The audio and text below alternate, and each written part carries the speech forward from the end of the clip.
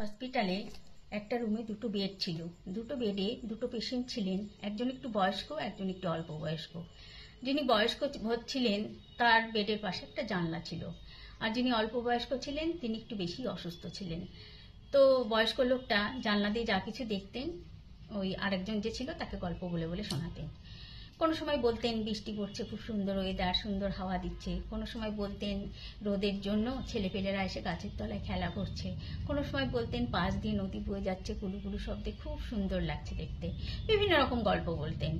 তো কিছুদিন পরে বয়স্ক লোকটা অসুস্থ হন এবং মারা যান।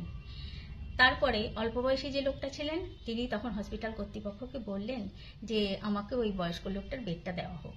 তো তাকে সেই বেডটা দেওয়া হলো। তিনি বেডে গিয়ে দেখলেন যে সেখানে কিচ্ছু দেখা যাচ্ছে না জানলা দিয়ে, একদম একটা পাঁচির তোলা রয়েছে আর কিছু ইটপাটকেল সেখানে পড়ে রয়েছে।